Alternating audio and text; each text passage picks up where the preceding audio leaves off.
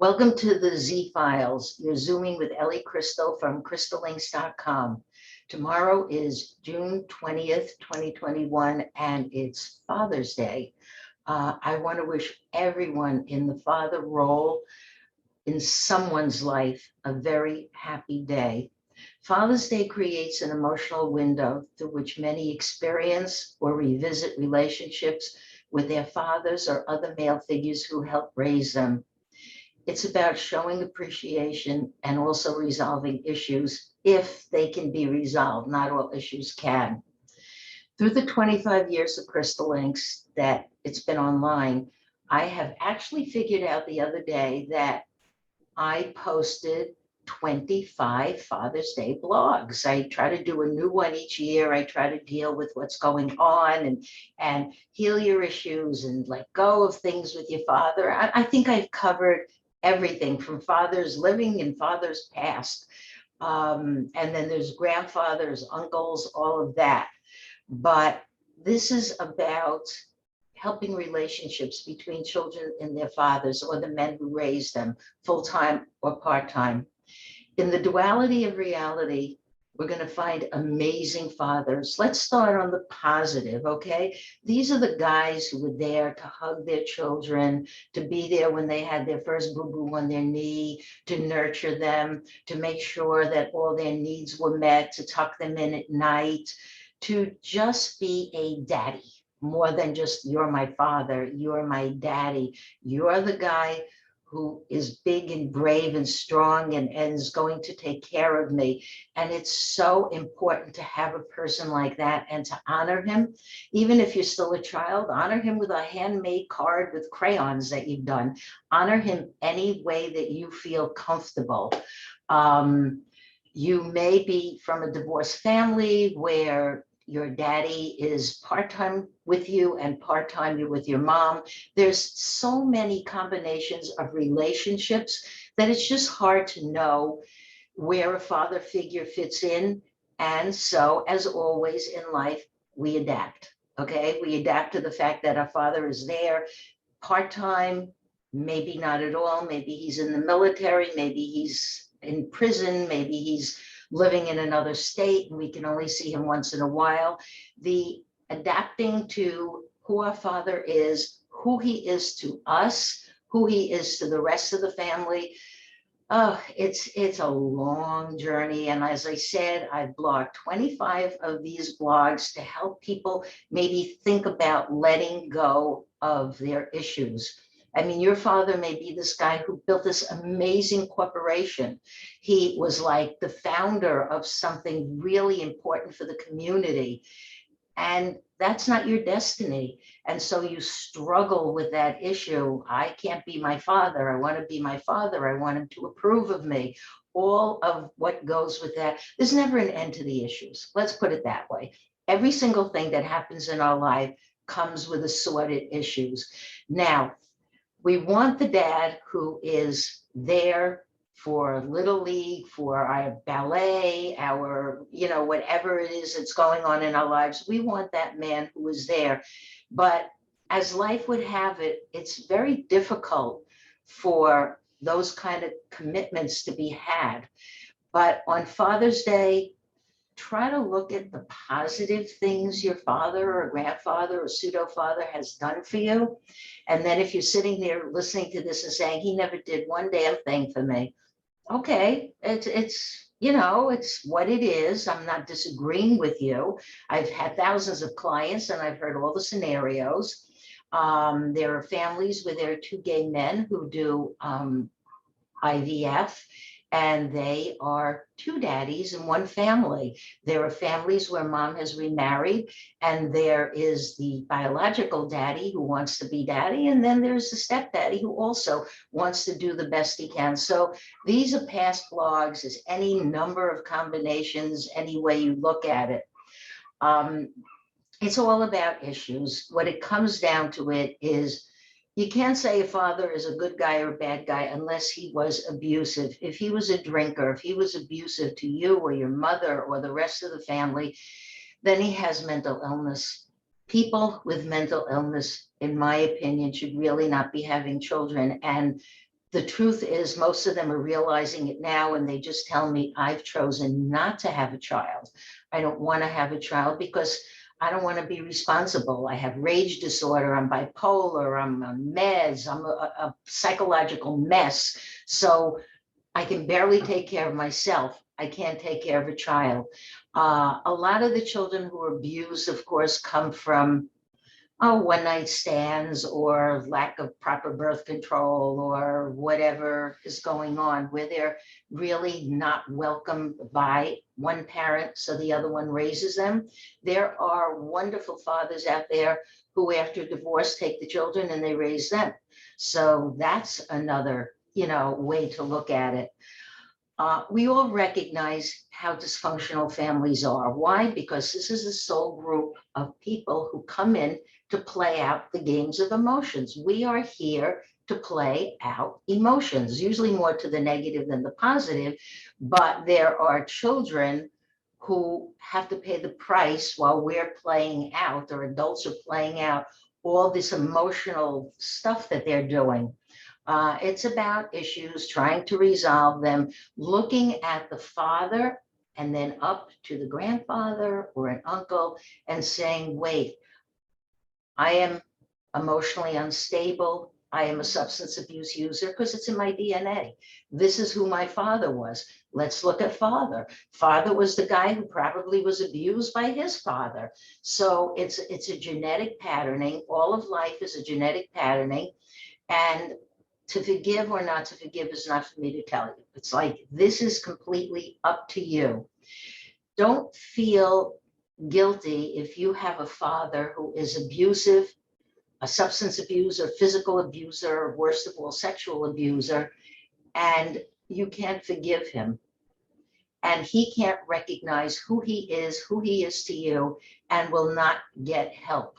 I know that when clients come here and we talk about their fathers and they say, my father doesn't believe in psychics, my father doesn't believe in psychology, he'll never see a therapist, he would never go on meds, he went once because my mother made him, and then he walked out, and all this other stuff. So just look upon the whole thing is the human experiment, because that's what we are, is all about emotions. Can we heal them? Can we deal with them? What is it that's really going on?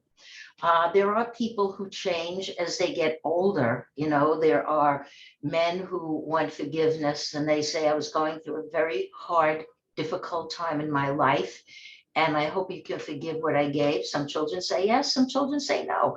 It's all in the way you're programmed. To me, there's no right and wrong other than abuse and mental illness that goes untreated. At least try to see a therapist, at least try to stabilize something in your life. If you still live with an abusive father on any level, it might be a good time to find out, why am I still living here? One of the main reasons is you're a parental caretaker. That means you never left home. You grew up with a father that you and him did not get along, like sandpaper, rubbing against each other all the time. He wanted this, you wanted that. It was awful. Then you said, well, I'm going to grow up. I'm going to go out. Maybe very briefly you moved out, but you came back, either because you have your own mental illness and you can't afford to live on your own and take care of yourself, or you're the only parental caretaker that's in the family and you have to come back. And that usually involves coming back to the home because you have to take care of the parents. There's nobody else to do it, or put them in a nursing home. And that goes to parental care. It goes to, well, if I'm the caretaker and I'm going to inherit everything, I'm an only child or whatever, then I'm not going to give it all to a nursing home. So I'm just going to sit here and I'm going to be miserable and I'm going to hate my father more and more and more, particularly if he develops Alzheimer's. But I'm not giving this money away. I'll just stay here and I'll take care of my father. That's yet another scenario. I mean, it's endless when it comes to fathers, from good fathers and bad fathers, and how children who have inherited their parents' emotional disposition for moods and rage and whatever, how they try to deal, but it doesn't always work out. So if you are a parental caretaker, I wish you good luck, especially in those last days when the parent is, it's interesting about that because when the parent is finally getting ready to cross over, and then I have a reading with the parental caretaker who has hated what they did all through the years. And now all of a sudden they're sitting here and they're crying and they're crying and they're crying. My father died. It could be a mother, but it's usually my father has died, blah, blah, blah. And I'm like, well, you should feel relief because this person was emotionally and intellectually challenged. So you should feel relief with this. And the person goes, no, now I'm all alone. I don't have a purpose in life. And it's just the issues just never end. You have to do the best you can do, okay? If you're lucky enough to have a good dad, one who knows and is loving and kind and balanced, then you probably are in the minority, but you're very, very lucky.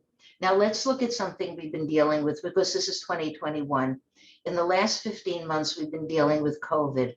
The first imagery we saw when we looked at what's going on with COVID and elderly men in nursing homes, fathers, grandfathers, whoever, you know, they may be to you, the first thing we see is the old man who's just sitting there lonely and forlorn, and somebody finally comes to see him, and here's his glass window, and he's just there, and it is like so beyond sad. Human nature is about emotions and touching and feeling, and you can't do that with that person. You see them put their hand up to the window in recognition, and then the child or grandchild does the same and matches, and it has been a horrific time for seniors who need the care. I'm not saying they're being abused. I'm just saying they need care, they need nurturing, they need contact to keep them balanced, especially if they have autism or the like. And it's just been so awful. Many of them just die of a broken heart. They don't even have a physical, you can have a broken heart and that can cause you to die. Usually it's talked about when you have a broken heart in a relationship, but you can have a broken heart because of lack of human contact with those who you love. And that has been awful because of COVID. You know, mostly at the beginning, we thought, oh my God, COVID is part of the senior communities, the senior centers, the senior nursing homes, all of that. Now we know it's not, but these are the people who were dying, and I don't know, are the records correct? Are they yes? Are they no? This was a very difficult part of the whole COVID experience. Let me see what else I wrote about that. Well, it's really just about the physical connection and why we're here and how just touch of a parent or a grandparent, let's make it a father and a grandfather with a child, how important that is to prolong somebody's life. COVID took the lives unexpectedly of fathers who were just working men, doing their things, raising their families, decent guys. And, you know, we didn't know, or people didn't know how big this whole pandemic was going to get. So these guys who go to work, some were against masks, some wore masks. This was before the vaccine, and a lot of them got sick, and a lot of fathers died. So on this Father's Day, I just want to send love and caring, and just from the heart chakra of whoever you lost who's on the other side to you, my audience right now, because you're hurting. It's like my dad was only in his 30s or 40s, and now he's gone, and I can't get that. I can't conceive of how and why all of this happened. It's, you know, it's something you're going to have to live with, you're going to have to deal with, and everybody responds differently, which we know. We all relate differently to death. A lot of people have come here. I'm starting to let people come back here, or even on the phone, who want to talk to fathers who have crossed over.